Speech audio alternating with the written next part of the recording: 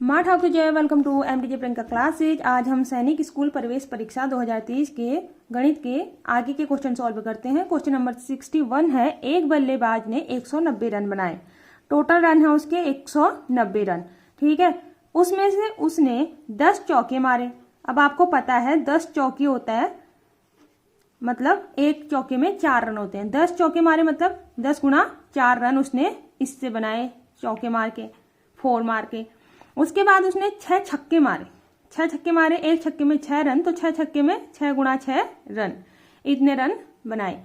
तो हमें ज्ञात करना है कि उसने विकेट्स के बीच में, यानी कि ये 3 स्टंप होते हैं, यहाँ पे 3 स्टंप होते हैं, ऐसे दौड़ते हैं ना, एक ऐसे बैल से ठक मारा तो फिर दौड़ते हैं रन बनाने के लिए, इधर से इधर, इधर से इधर खिलाड़ी। तो ऐसे दौड़ करके कितने रन बनाए ये हमें ज्ञात करना है। ठीक है ना। तो हम क्या करेंगे, उसने जितने रन 4 से बनाए और जितने रन 6 मार के बनाए उन दोनों को ऐड करेंगे और टोटल रनों में से उनको घटा देंगे। तो यहाँ पे आएगा 190 रन ऋण 10 चक्को 40 रन धन 6 छक 36 रन। टोटल हो गए हमारे 190 रन माइनस इन दोनों को जोड़िए, 6 और 0 6, 4 3 7, 76 रन। यदि आप इन दोनों को घटाएंगे तो घटा करके हमारा आएगा 10 में से 6 गया 4 और 8 में से 7 गया 1, 1 का 1, 114 रन। लेकिन क्वेश्चन में हमसे रनों की संख्या नहीं पूछी है, हमसे पूछा गया है कि कितने % रन उसने दौड़ के बनाए। तो हमें क्या करना है, जिन रनों को हमने निकालना है, यानी विकेट्स से दौड़ के बनाए हुए रन जिनका प्रतिशत निकालना है, उनको हमने अंश में रखा और टोटल रन कितने में से 114 रन बनाए। तो ये 190 रनों में से 114 रन बनाए, तो 190 नीचे आएगा और गुणा हो जाएगा 100 से। कट्टम काटी 19 चक्को 114, सॉरी 19 छक्के 114, तो 6.60, तो 60% इसका आंसर आ रहा है। आंसर आ रहा है 60%। उसके बाद अगला क्वेश्चन हम देख लेते हैं। यहाँ पर अगला क्वेश्चन है आपका, ये एक आकृति दी है हमें। इस आकृति में उसने कहा है कि जो ये आकृति है इसमें से 4 वर्ग काट लिए, यानी ये वाला कोना कागज का हमने कैंची से अलग कर दिया, इसको भी अलग किया, इसको भी अलग किया, इसको भी अलग कर दिया है। तो ये बचा हुआ जो ये है, यहाँ से यहाँ, यहाँ से यहाँ, यहाँ से यहाँ, यहाँ से यहाँ, यहाँ से यहाँ, यहाँ से यहाँ, तो इसका क्षेत्रफल निकालना है और इसी एरिया का परिमाप भी ज्ञात करना है। तो हम क्षेत्रफल कैसे निकालेंगे इस एरिया का, तो जो क्षेत्रफल है वो हम इस प्रकार से निकालेंगे, बड़े वाले आयत के क्षेत्रफल में से ये छोटे छोटे जो 4 कोने हैं ये वर्गाकार आकृतियां हैं, तो इन चारों वर्गों के चारों वर्गों के क्षेत्रफल को आयत के क्षेत्रफल से घटा देंगे। तो यहाँ पे लिखते हैं आयत का क्षेत्रफल माइनस 4 वर्गों का क्षेत्रफल।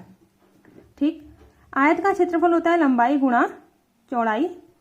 तो यहाँ पे लंबाई 24 सेंटीमीटर, चौड़ाई है आपकी 20 सेंटीमीटर, इन दोनों को मल्टीप्लाई कर लेंगे, माइनस 4 गुणा 1 वर्ग के क्षेत्रफल से 4 को गुणा करेंगे तो हमारे चारों वर्गों का क्षेत्रफल आ जाएगा।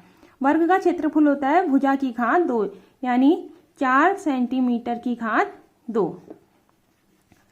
24 शून्य 24 दूनी 48, 480 सेंटीमीटर की घात 2, क्योंकि सेंटीमीटर सेंटीमीटर 2 बार मल्टीप्लाई हुआ है, माइनस 4 गुणा 4 की घात 2 होता है 4 चौको 16 सेंटीमीटर की घात 2, तो सेंटीमीटर की घात 2, 480 सेंटीमीटर की घात 2 माइनस 16 चौको 64 सेंटीमीटर की घात 2। आप घटा दीजिए, 10 में से 4 गया 6, 7 में से 6 गया 1, 4 का 4, तो यहाँ पर आ रहा है 416 सेंटीमीटर की घात 2। ठीक, ये तो हमारा क्या आ रहा है, क्षेत्रफल। अब परिमाप देखिए, परिमाप में देखिए ये वाली अगर हमने भुजा यहाँ से काटी है तो कटने के कारण, ये वर्ग कटने के कारण ये वाला जो लंबाई है वो यहाँ पे दिखाई दे रही है और जो ये वाली लंबाई है वो यहाँ पे दिखाई दे रही है, यानी हमारी परिमाप में कोई अंतर नहीं आने वाला है। तो हम सीधा आयत का परिमाप ही ले लेते हैं। आयत का परिमाप 2 गुणा लंबाई धन चौड़ाई। तो यह है आपका 2 गुणा 24 सेंटीमीटर धन 20 सेंटीमीटर। 2 गुणा 4 का 4, 2 2 4 सेंटीमीटर।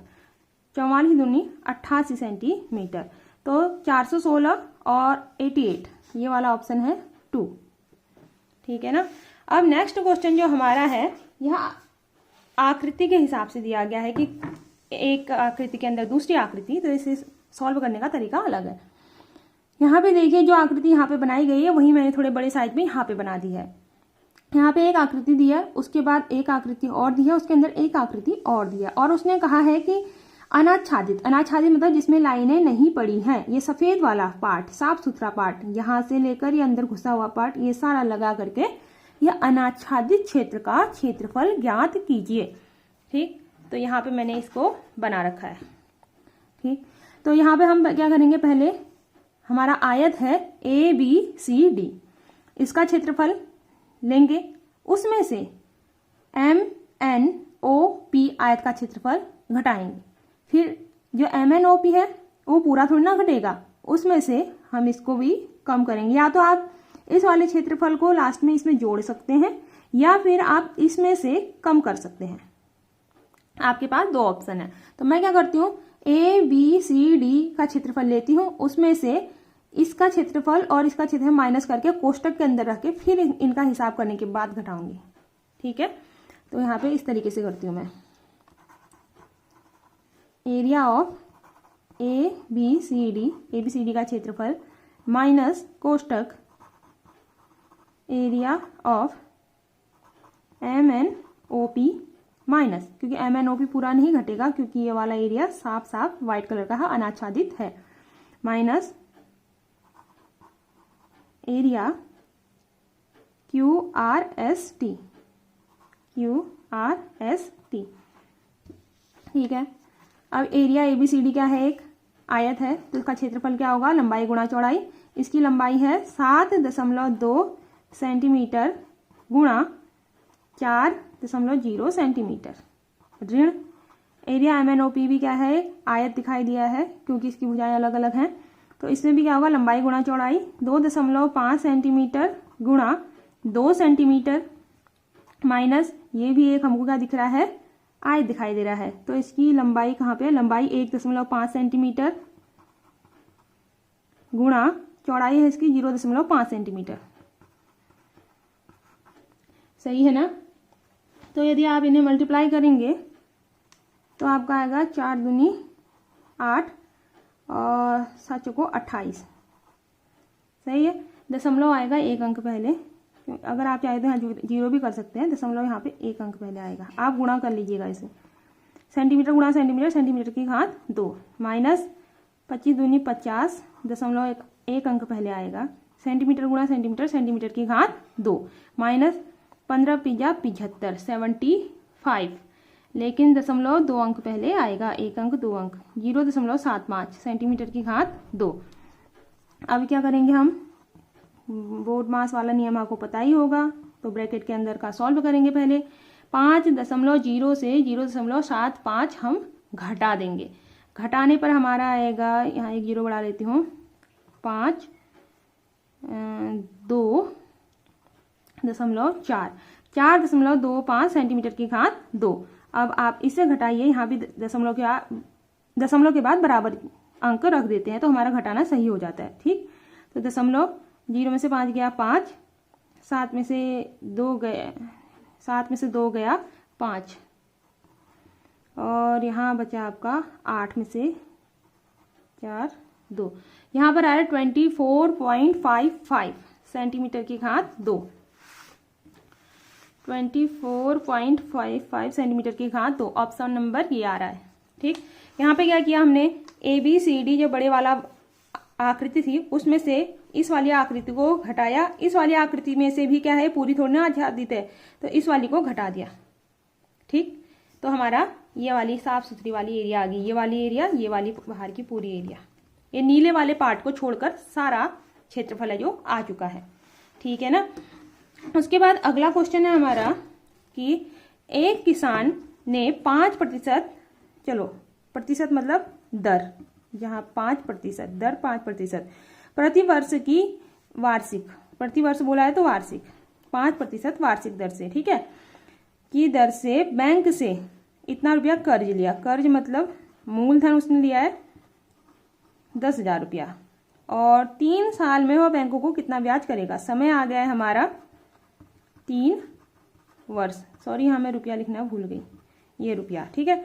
तो हमारा ब्याज का फॉर्मूला आपको आता है, यहाँ साधारण ब्याज की ही बात की है। ब्याज बराबर मूलधन गुणा दर गुणा समय बट्टा 100। तो यहाँ पर क्या करना है, आपने सीधे सीधे इनके मान बैठा देने हैं। तो मूलधन की जगह मैं लिख दूंगी आपका 10,000, दर की जगह 5 और समय की जगह 3 बट्टा 100। 2 जीरो से 2 जीरो कटे, 5 या 15, 15 शून्यम 15 शून्यम शून्य, 15 शून्यम शून्य, 15 एकम 15, तो यहाँ आ रहा है 1500 रुपये। तो 1500 रुपये ऑप्शन नंबर 2 सही है। उसके बाद एक क्वेश्चन और आ रहा है, रिजूल ने एक व्यक्ति से 50,000 रुपये की रकम 3 वर्षों के लिए 8% प्रति वर्ष की दर से ली। 3 वर्ष के पश्चात रिजूल ने उस व्यक्ति को कितनी रकम अदा की। तो ये क्वेश्चन में देखिए, यहाँ पे सीधा उसने ब्याज नहीं कहा है बल्कि कितनी रकम अदा की कहा है, ठीक है। पहले तो हम ये देखेंगे कि उसका ब्याज कितना पड़ा। तो यहाँ मूलधन आ गया आपका 50,000 रुपया, वर्ष आ गया, समय आ गया आपका 3 वर्ष, और दर आ गई है आपकी 8%। तो यहाँ ब्याज निकाल लेते हैं पहले। ब्याज है मूलधन 1 2 3 4, ये जीरो गड़बड़ मचाते हैं इसलिए आपको शून्य को गिन लेना है। 1 2 3 4 गुणा 3 गुणा 8 बट्टा 100, काट दिया, 8 या 24, ठीक है। उसके बाद देखिए आप, आते हैं जब 0 का 0 0 का 0,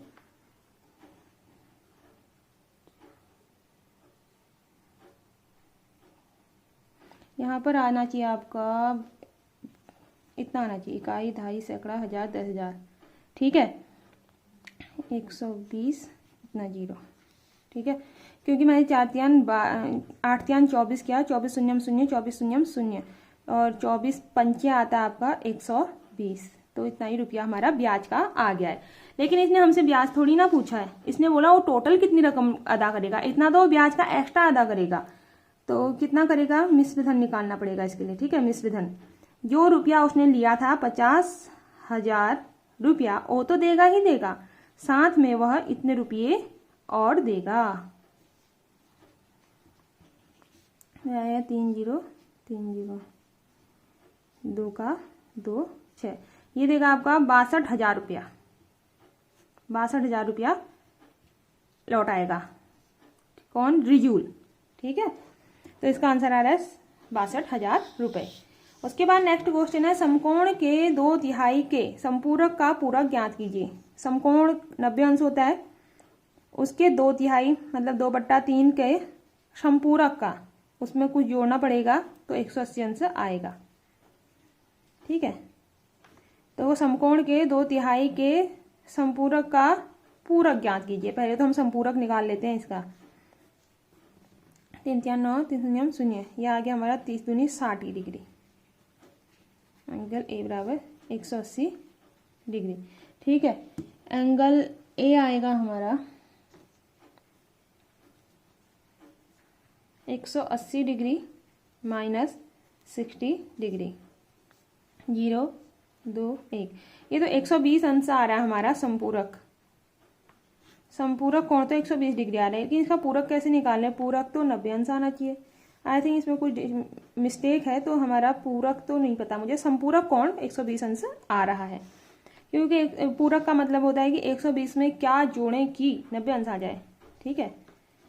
तो यहाँ पर 120 आंसर फिलहाल तो मुझे सही लग रहा है, और ये पूरक वाले में कंफ्यूजन लग रहा है। समकोण के 2/3 का पूरक, समकोण के, ये समकोण के 2/3 का पूरक तो 120 डिग्री आ रहा है, ठीक।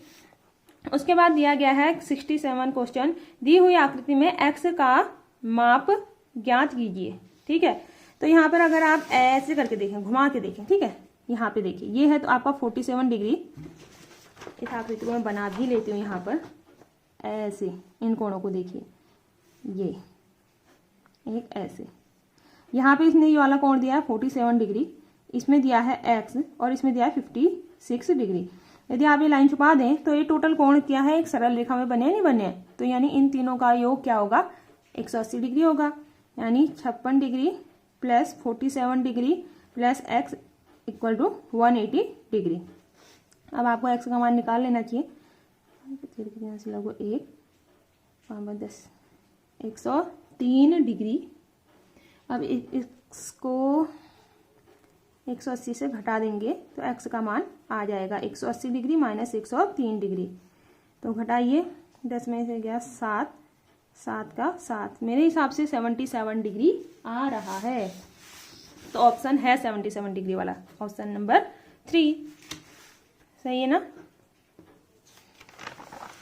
उसके बाद का हमारा क्वेश्चन है, इसमें 6 के स्थानीय मान और अंकित मूल्य का गुणन है। वीडियो थोड़ी लंबी हो रही है तो बचे हुए क्वेश्चन हम कल सॉल्व करेंगे। So thank you for watching my channel, please like share and subscribe.